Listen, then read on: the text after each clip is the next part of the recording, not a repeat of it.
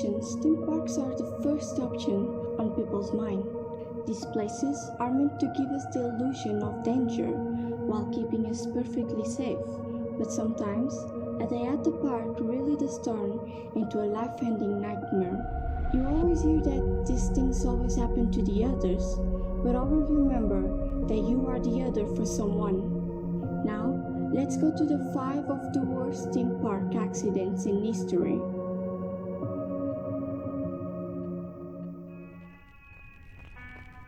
London's Battersea Park was the place where the deadliest roller coaster disaster in history took place.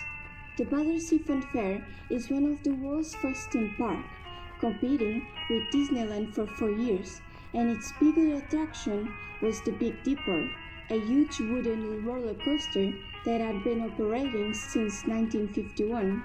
It was May 13, 1972. The UK schools had just ended, so the Big Dipper was crowded with children and teenagers when the accident happened. The coaster's train was pulled up the initial hill as it had been countless times before, but this time, just as the cars full of kids reached the top of the hill, the hauling cable snapped. The train rolled backwards down the tracks, and its emergency braking system failed.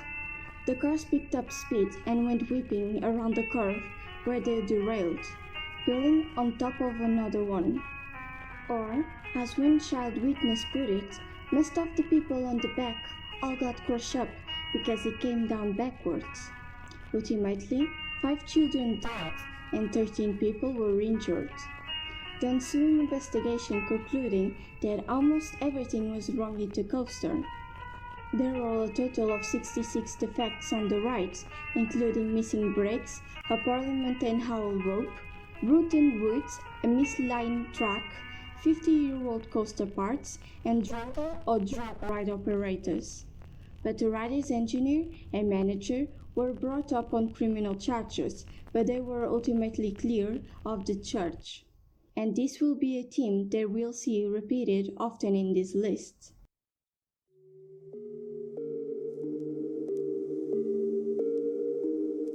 Kings Island Amusement Park opened in Ohio in 1972, and there were no fatalities at the park 19 years of operation.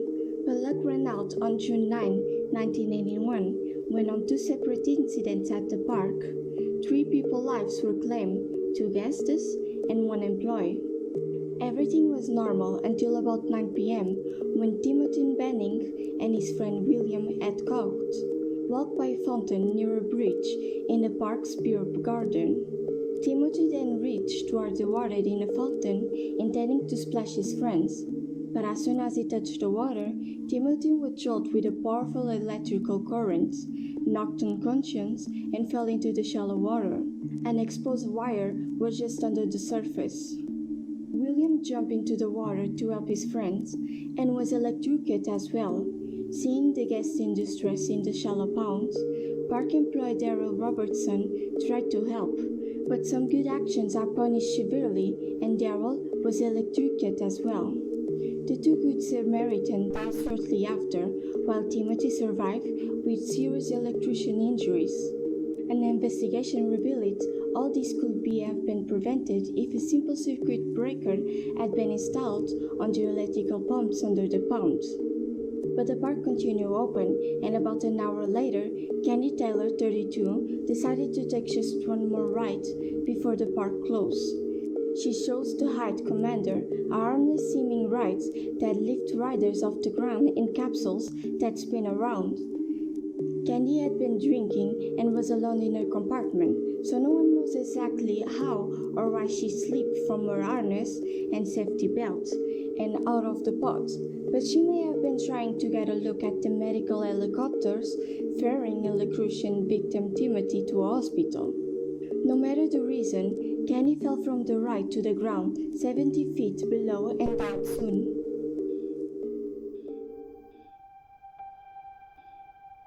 The third one is the Orlando Free Fall on March 24, 2022. 14-year-old Troy Sampson visited Orlando's Econ Park with his football teammates, excited to ride the Orlando's Free Fall. Nominated as the world's tallest drop tower, Freefall lifted riders 430 feet into the air, then dropped them. Tower was nearly 100 pounds heavier than the ride's posted height limits, but ride attendants strapped him in anyway. Freefall worked as promised, but when the car began decelerating, Tar slipped out of his harness and fell to his death. A guest captured footage of the incident on his phone. He immediately uploaded the clip, and Tar's death video was widely circulated. The investigation that followed concluded that the ride was okay mechanically, but that Tarek should not have been allowed to ride it. At 383 pounds, it was way over the ride's limit height, and the ride's operator apparently loosened the safety harness to allow Tarek on and overrode the harness warning lights.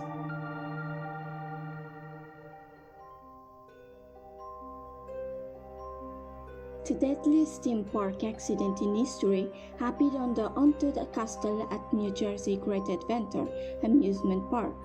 On May 11, 1984, at around 6:30 p.m., a fire broke out in a maze-like walk-through attraction.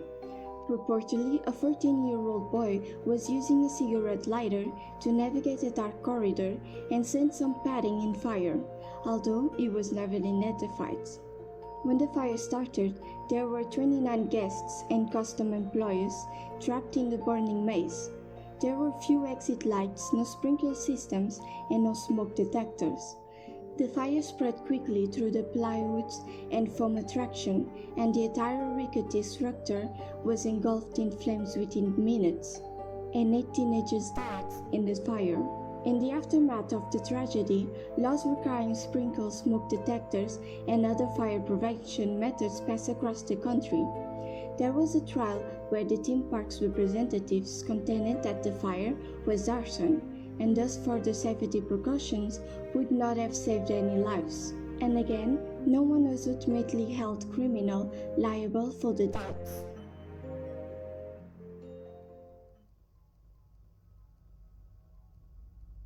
The fifth and last disaster took place at a water slide at Slisterban Water Park in Kansas City.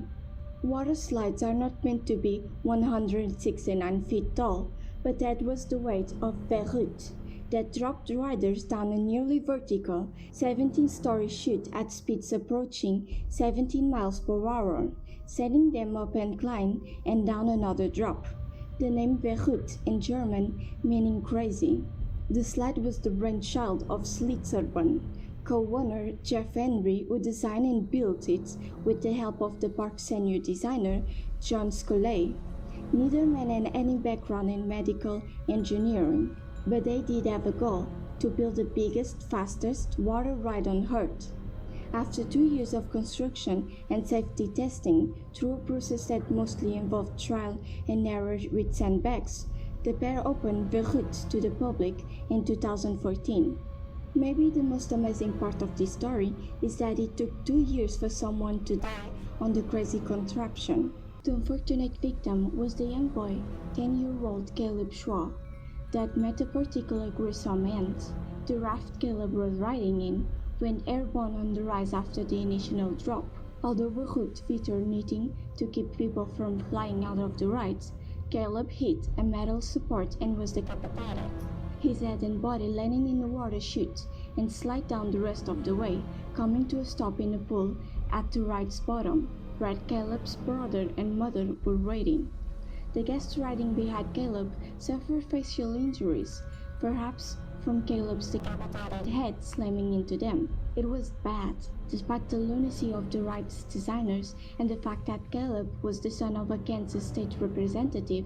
No one was ultimately found criminally liable for the death.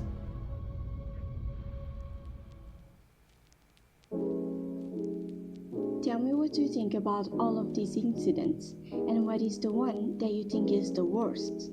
It's unfortunate, but there is still a lot of incidents like this one, so tell me down there if you want a part 2. Well, that's it. Leave a like and comment what you like to see here. Bye!